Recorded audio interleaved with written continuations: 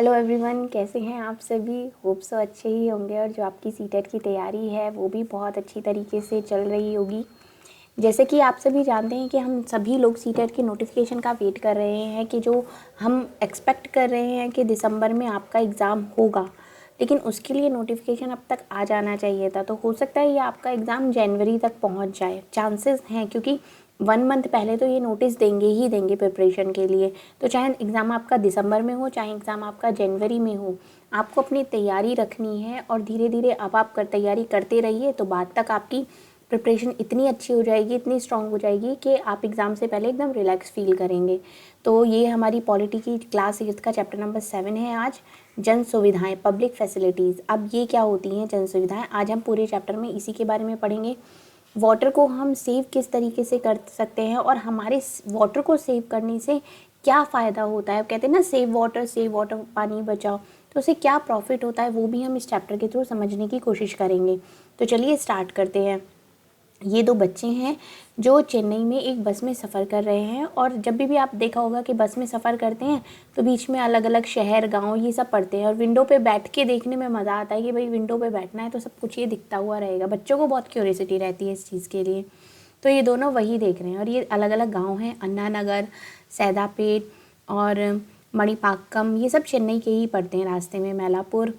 तो अब यहाँ पर बात करते हैं चेन्नई के लोग और पानी। ये क्या है। श्री राम गोपाल जैसा आला सरकारी अफसर चेन्नई के अन्ना नगर में रहते हैं। भरपूर पानी के छिड़काव के कारण हरे भरे बाग बगीचों वाला यह इलाका बहुत आकर्षक लगता है।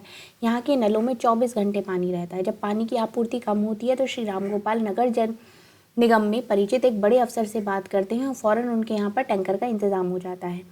अब यहाँ पर आपको अलग अलग शहर में कितना कितना पानी किस किस को मिलता है उसके बारे में सबसे पहले आप समझेंगे। फिर आपको समझ में आएगा कि भाई हम तो पानी ऐसे ही वेस्ट करते रहते हैं और इन लोगों को एक बाल्टी पानी नहीं मिल रहा है। तो शहर के ज़्यादातर इलाकों की तरह मैलापुर में सुब्रमण्यम के अपार्टमेंट में भी पानी की कमी है या नगर पालिका 2 दिन में एक बार पानी उपलब्ध कराती है।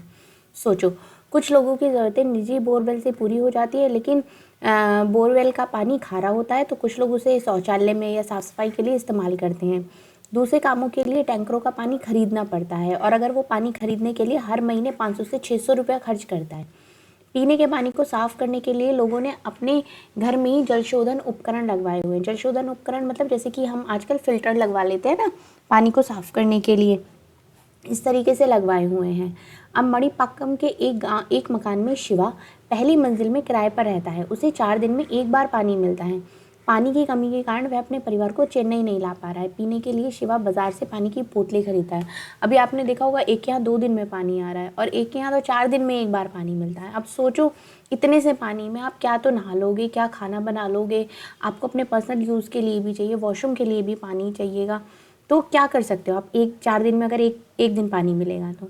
अब आगे देखते हैं। पद्मा जो है वो घरेलू नौकरानी है। वह सैदापेट में काम करती हैं और पास ही की एक झुग्गी बस्ती में रहती हैं।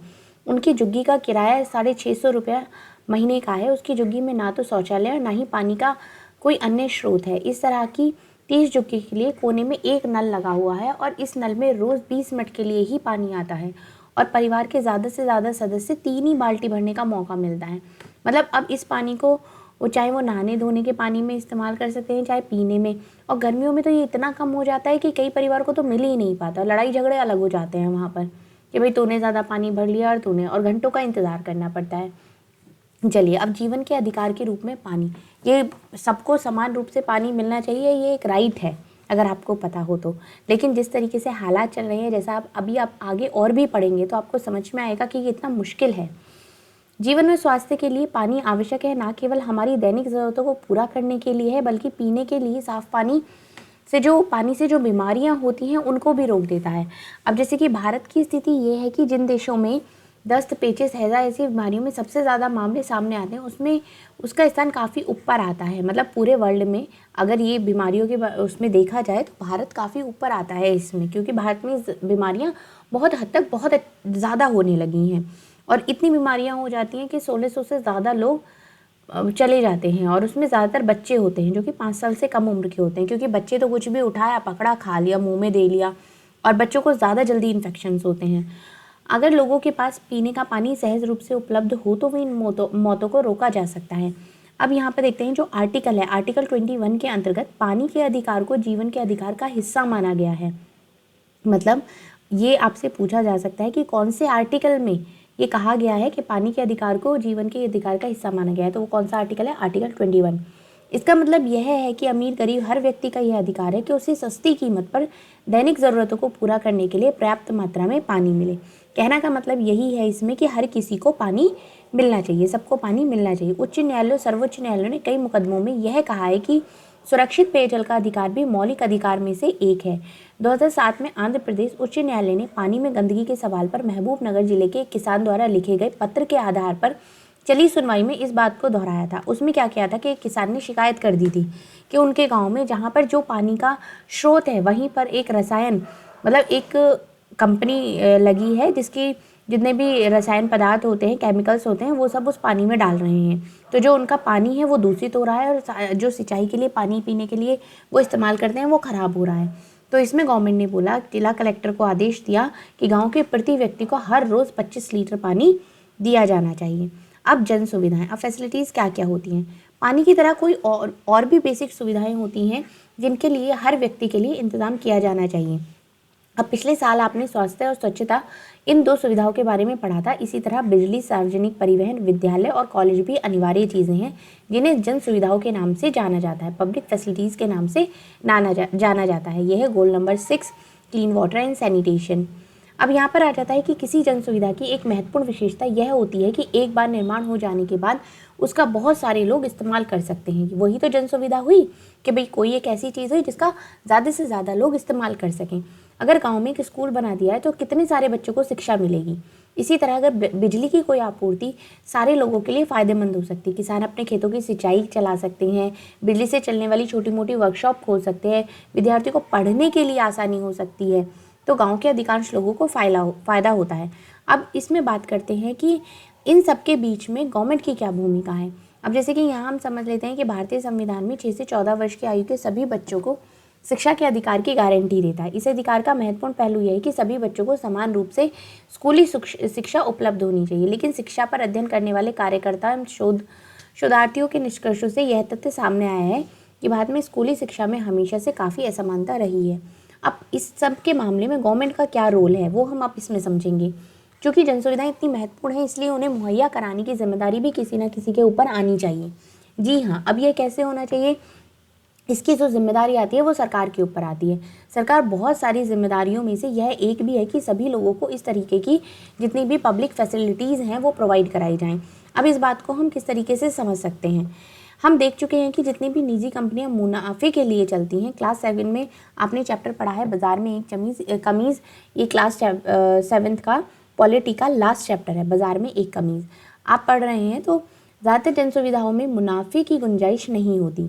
उदाहरण के लिए नालियों को साफ रखने, मलेरिया रोधी अभियान चलाने से किसी कंपनी को क्या ही मुनाफा हो सकता है, तो इस तरीके से उसमें कोई दिलचस्पी भी नहीं लेता है।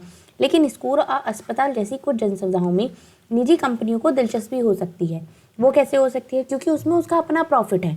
भाई जब किसी को कहीं पे प्रॉफिट दिखेगा तभी तो वो काम करेगा ना, फालतू में तो कोई नहीं कर सकता। तो हमारे पास इस आशय से बहुत सारे उदाहरण हैं। अगर आप शहर में रहते हैं तो आपने कई जगह निजी कंपनियों के टैंकर या सीलबंद बोतलों के जरिए पानी की आपूर्ति करते हुए भी देखा होगा। ऐसी स्थिति में निजी कंपनियां जन सुविधाएं तो मुहैया कराती हैं, लेकिन उनकी कीमत इतनी ज़्यादा कर देती हैं कि कुछ ही लोग उसका खर्चा उठा पाते हैं। यह सुविधा सस्ती दर पर सभी लोगों के लिए उपलब्ध नहीं होती। जितना खर्च करेंगे लोग उसके मुताबिक ही सुविधा पाएंगे। यदि यह सामान्य नियम बन जाए तो बड़ी मुश्किल होगी। इसका नतीजा यह होता है कि इन सुविधाओं के एवज में खर्च नहीं कर पाएंगे वे सम्मानजनक जीवन से वंचित रह जाएंगे। मतलब जो पैसे खर्च करेगा उसे जन सुविधा मिलेगी, जो पैसे खर्च नहीं करेगा वो उससे वंचित रह जाएगा। अब ये देखते हुए जा रहे हैं बस में से और बातें कर रहे हैं। यह कोई अच्छा विकल्प नहीं है। जन सुविधाओं का संबंध लोगों की मूलभूत सुविधाओं से होता है। किसी भी आधुनिक समाज के लिए ज़रूरी है कि वहाँ इन सुविधाओं का इंतजाम हो ताकि लोगों की मूलभूत ज़रूरतें पूरी की जा सके। संविधान में जीवन के अधिकार का जो आश्वासन दिया गया है वे देश के सभी लोगों को प्राप्त है। इसलिए जन सुविधाएं मुहैया कराने की जिम्मेदारी लाजिमा तौर के पर सरकार के ऊपर ही आनी चाहिए। चलिए, अब सरकार को जन सुविधाओं के लिए पैसा कहाँ से मिलता है, अब इसकी बात करते हैं। आप हर साल सुनते होंगे कि सरकार ने संसद में बजट पेश किया है। अब ये बजट के क्या होता है, बजट के जरिए सरकार अपने नफ़े नुकसान, मतलब कितना उसको प्रॉफिट हुआ है, कितना लॉस हुआ है, उसका एक ब्यौरा पेश करती है। इसमें सरकार पिछले साल के खर्चों का भी खाता पेश करती है और अगले साल की क्या क्या योजनाएं हैं उसकी भी जिक्र करती है, और उन योजनाओं के लिए पैसे की व्यवस्था कहाँ से होगी उसका भी ब्यौरा वो देती है। तो जनता से मिलने वाला कर सरकार की आमदनी का मुख्य जरिया होता है। जनता से कर वसूल करने और उन्हें सार्वजनिक कार्यक्रमों पर खर्च करने का सरकार को पूरा अधिकार है। उदाहरण के लिए पानी की आपूर्ति के लिए सरकार को पानी निकालने, पानी को दूर तक पहुंचाने, पाइपों का जाल बिछाने, पानी को साफ करने और आखिर में गंदे पानी को ठिकाने लगाने पर खर्च करना पड़ता है। सरकार इन खर्चों को कुछ हदों तक करो मतलब टैक्स के जरिए लेती है और कुछ पानी की कीमत को वसूल करके पूरा करती है। पानी की कीमत इस तरह तय की जाती है जिससे कि ज़्यादातर लोग रोज़ाना एक निश्चित मात्रा में पानी का खर्च उठा सकें, मतलब इतनी लिमिटेड होनी चाहिए। यहाँ पर ये आप देख सकते हैं कि रुपया कहाँ जाता है, कितना किस चीज़ में व्यय होता है। चलिए, अब यहाँ पर हम देखते हैं जन सुविधाएँ क्या होती है। जन सुविधाएँ मुहैया कराने की जिम्मेदारी सरकार पर क्यों होती है। सरकार कुछ जन सुविधाओं के लिए निजी कंपनियों का सहारा ले सकती है। उदाहरण के लिए सड़कें बनाने के लिए ठेके दे सकती है। ठेकेदार को दिल्ली में बिजली के वितरण का काम 2 निजी कंपनियों के हाथ में है, लेकिन सरकार को इन कंपनियों पर कड़ी नज़र रखनी चाहिए। यह सुनिश्चित करना चाहिए कि ये सुविधाएं लोगों तक उनके लक्ष्य को पूरा कर सके और कम से कम कीमत पर लोगों तक वो पहुँच सकें। चलिए, अगर देखते हैं, कम दूरी के लिए बसें ही सार्वजनिक परिवहन का सबसे महत्वपूर्ण साधन है। ज़्यादातर कामकाजी लोग बसों से ही अपनी मंजिल तक पहुंच पाते हैं। तेज शहरीकरण के कारण बड़े शहरों में भी सार्वजनिक बस प्रणाली ज़रूरत के हिसाब से कम साबित होती जा रही है। तो इन्होंने क्या किया था कि दिल्ली में मेट्रो रेल परियोजना शुरू करी। इसके लिए क्या करा था, इसका जो पहला खंड लॉन्च हुआ उसमें 11,000 करोड़ रुपए का खर्चा आया, लेकिन लोगों का कहना था कि अगर ये सार्वजनिक बस प्रणाली में ही सुधार पर ध्यान देते तो इतनी भारी खर्च नहीं करना पड़ता। तो इसमें ये पूछा गया है कि आपका क्या ओपिनियन है इस चीज़ को लेकर। चलिए, अब यहाँ पर देखते हैं चेन्नई में पानी की आपूर्ति, क्या सबको पानी मिल रहा है। इसमें कोई शक नहीं है कि जन सुविधाएं सभी को मिलनी चाहिए, लेकिन हकीकत में ऐसा नहीं है। बहुत सारे स्थानों पर ऐसी सुविधाओं का बहुत अभाव है। इस अध्याय में अगले हिस्से में आप पानी की व्यवस्था के बारे में पढ़ेंगे और जन सुविधाएं बहुत मायने रखती हैं। इस अध्याय की स्टार्टिंग में ही हमने देखा था कि चेन्नई में पानी की भारी कमी है। नगर पालिका की आपूर्ति से शहर की लगभग आधी ज़रूरतें ही पूरी हो पाती हैं। कुछ इलाकों में नियमित रूप से पानी आता है, कुछ इलाकों में बहुत कम पानी आता है। जहाँ पानी का भंडार किया जाता है उसके जितने भी आसपास के एरियाज़ होते हैं, सपोज़ यहाँ पर है तो इसकी जो आसपास के एरियाज़ हो गए उनमें तो फिर भी पानी काफ़ी अच्छी तरीके से मिल जाता है, लेकिन जो दूर के एरियाज़ होते हैं वहाँ तक पानी बहुत ही मुश्किल से पहुँच पाता है, उनको बहुत कम पानी मिलता है। तो जल पूर्ति में कमी का बोझ ज़्यादातर गरीबों पर ही पड़ता है। जब मध्यम वर्ग के लोगों के सामने पानी की किल्लत होती है तो वो क्या करते हैं, इसका हल ढूंढ लेते हैं, बोरवेल खुदवा देते हैं, टैंकरों से पानी खरीद लेते हैं, बोतलों से अपना काम चला लेते हैं। लेकिन गरीब आदमी तो ऐसा कुछ नहीं कर पाता है। तो पानी की उपलब्धता के अलावा कुछ ही लोग सुरक्षित पेयजल तक पहुँचते हैं। यह इस पर निर्भर करता है कि कोई व्यक्ति कितना खर्च कर सकता है। इस तरह संपन्न तबके के पास ही ज़्यादा विकल्प होते हैं। वे पानी और जल शोधन उपकरणों के सहारे साफ पानी का इंतजाम कर सकते हैं। इस मद में खर्च कर सकने के कारण उन्हें साफ पानी मिल जाता है, परंतु गरीब इस सुविधा से वंचित रह जाते हैं। लिहाजा ऐसा लगता है कि जिन लोगों के पास पैसा है उन्हीं के पास पानी का अधिकार है, बाकी इस लक्ष्य से बहुत दूर है, मतलब बाकी किसी को भी पानी नहीं मिल पाता है। अब किसानों से पानी छीनना, ये क्या है। पानी की कमी ने निजी कंपनियों के लिए मुनाफे के नए रास्ते खोल दिए। बहुत सारी निजी कंपनियां शहर के आसपास के इलाकों में पानी खरीदकर शहरों में बेचती हैं। चेन्नई में मावंदूर, पालूर, कारुंजीगिरी, गिजी जैसे कस्बों और शहर के उत्तर में स्थित गांवों से पानी लाया जाता है। 13,000 से भी ज़्यादा टैंकर इस काम में लगे हुए हैं। हर महीने पानी के व्यापारी किसानों को पेश की रकम देते हैं ताकि वे किसानों की ज़मीन से पानी निकाल सकें। इस तरह न केवल खेती का पानी छिन जाता है बल्कि गांव के लिए पानी की भी आपूर्ति कम पड़ने लगती है। नतीजा यह है कि इन सारे कस्बों और गांव में भूमिगत का जो जल स्तर है वो बहुत नीचे गिर गया है। मतलब अगर ज़मीन को बहुत ज़्यादा खोदेंगे तब भी उनमें पानी नहीं आएगा, जल स्तर बहुत नीचे आ गया है। अब कौन कौन से विकल्प हैं, अब विकल्पों की तलाश हो रही है। तो चेन्नई की स्थिति कोई अनूठी नहीं है। गर्मियों के महीने में पानी की कमी का यह हाल देश के दूसरे शहरों में भी दिखाई देने लगता है। नगर पालिका की जलापूर्ति में कमी से निपटने के लिए निजी कंपनियां ज़्यादा से ज़्यादा इलाकों में फैलती जा रही हैं और ये कंपनियां अपने ही मुनाफे के लिए पानी बेचती हैं और पानी के इस्तेमाल में भी ज़बरदस्त गैर बराबरी दिखाई देती है। कभी शहरी इलाकों में प्रति व्यक्ति लगभग 135 लीटर पानी प्रतिदिन मिलना चाहिए और पानी की यह मात्रा लगभग 7 बाल्टी के बराबर होती है। अब शहरी जल आयोग ने यह मात्रा तय की है, लेकिन झुग्गी बस्तियों के लोगों को रोजाना केवल 20 लीटर पानी, 1 बाल्टी भी नहीं मिलता। दूसरी तरफ जितने भी आलीशान होटल हैं लोगों के लिए, उसमें क्या 1600 लीटर पानी तक मिलता है, मतलब 80 बाल्टी तक पानी मिलता है। आप डिफरेंस देख सकते हैं, एक जगह 7 बाल्टी, एक जगह 1 बाल्टी है और एक जगह 80 बाल्टी तक भी पानी मिल रहा है। तो नगर पालिका के जरिए जलापूर्ति में कमी की अक्सर सरकार की नाकामयाबी माना जाता है। कुछ लोगों की दलील है, क्योंकि सरकार ज़रूरत के हिसाब से पानी मुहैया नहीं करवा पा रही है, तो बहुत सारे शहरी जल विभाग घाटे में जा रहे हैं, इसलिए जलापूर्ति का काम निजी कंपनियों को सौंप दिया जाना चाहिए। उन्हें लगता है कि निजी कंपनियां ज़्यादा बेहतर काम कर सकती हैं। अभी ये कुछ स्टेटमेंट्स हैं जिन पर हम विचार करते हैं। दुनिया भर में जलापूर्ति की जिम्मेदारी सरकार पर रही है, निजी जलापूर्ति व्यवस्था के उदाहरण बहुत कम है।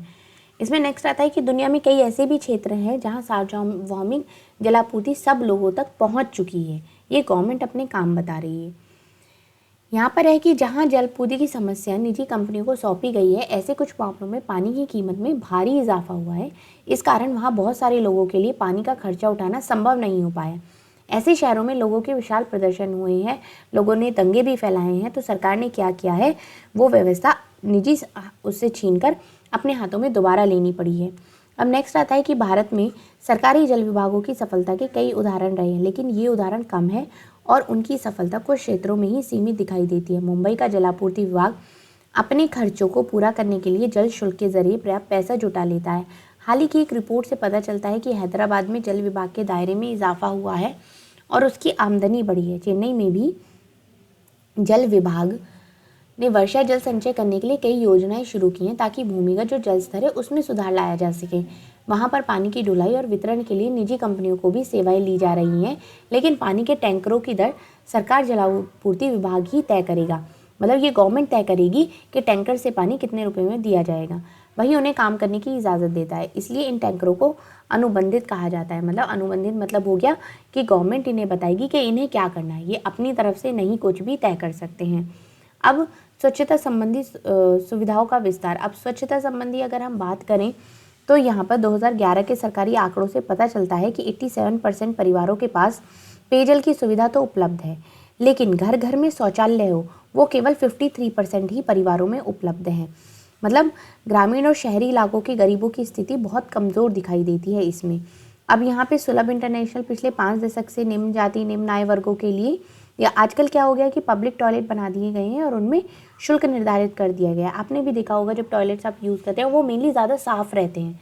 बेशक आप ऐसी पब्लिक टॉयलेट में चल जाते हैं तो वो बहुत गंदे होते हैं, लेकिन यहाँ पर अगर चार्ज दिए जा रहे हैं 2 रुपये, अगर कहीं पर दिए जा रहे हैं 5 रुपये कहीं पर दिए जा रहे हैं, तो वहाँ पर फिर भी टॉयलेट साफ़ आपको मिल जाते हैं।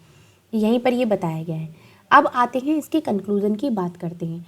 अब कंक्लूज़न क्या है इसका पूरा, अब जैसे कि हम यहाँ पर देख लेते हैं 2001 की जनगणना के अनुसार 40% ग्रामीण घरों में बिजली पहुँच चुकी है।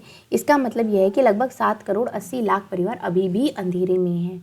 अब निष्कर्ष यह है कि जन सुविधाओं का संबंध हमारी बुनियादी ज़रूरतों से होता है। भारतीय संविधान में पानी, स्वास्थ्य, शिक्षा आदि अधिकारों को जीवन के अधिकार का हिस्सा माना गया है। इस प्रकार सरकार की एक अहम जिम्मेदारी यह बनती है कि प्रत्येक व्यक्ति को पर्याप्त जन सुविधाएं वो उपलब्ध कराएं, लेकिन इस मोर्चे पर संतोषजनक प्रगति नहीं हुई है। आपूर्ति में कमी है और वितरण में भारी असमानता दिखाई देती है। महानगरों और बड़े शहरों के मुकाबले कस्बों और गाँवों में तो इन सुविधाओं की स्थिति और भी खराब है। संपन्न बस्तियों के मुकाबले गरीब बस्तियों में सेवाओं की स्थिति कमज़ोर है। इन सुविधाओं को निजी कंपनियों के हाथों में सौंप देने से समस्या का हल होने वाला नहीं है। किसी भी समाधान में इस महत्वपूर्ण तथ्य को नज़रअंदाज नहीं किया जा सकता कि देश के प्रत्येक नागरिक को इन सुविधाओं को पाने का अधिकार है और उसे ये सुविधाएं समतापरक ढंग से मिलनी चाहिए, मतलब समान रूप से मिलनी चाहिए। अब आता है कि सेव वाटर। हम बोलते हैं ना कि हमें पानी क्यों बचाना चाहिए। अब उसका एक रीज़न है, अगर हम पानी सेव करेंगे तो पानी ज़्यादा अमाउंट में बचेगा, वो बचेगा तो वो ज़्यादातर लोगों तक पहुंच पाएगा। अब क्या होता है कि बड़े लोगों में ही या शहरों में ही पूरा पानी ख़त्म हो जाए तो पानी बचता ही नहीं है आगे जाने के लिए। इसलिए हमें पानी को सेव करना चाहिए। कोशिश करें जहाँ ज़रूरत हो सिर्फ उतना ही पानी इस्तेमाल करें। चलिए, हमारा चैप्टर नंबर 7 ख़त्म होता है। लास्ट चैप्टर है हमारा 8, जिसको हम अगली क्लास में अपनी कंप्लीट कर देंगे। और नेक्स्ट मंडे से हमारी PYQ की सीरीज़ स्टार्ट हो रही है, तो ज़्यादा से ज़्यादा आप वीडियो को शेयर करिए, तो जो लोग CTET के एग्ज़ाम की प्रिपरेशन कर रहे हैं वो जुड़ सकें हमारे साथ, और सबका इस बार CTET का जो SST का एग्ज़ाम दे रहे हैं उनका क्लियर हो जाए। चलिए वीडियो अच्छी लगी है तो चैनल को सब्सक्राइब भी करें और वीडियो को लाइक भी करें। Thank you.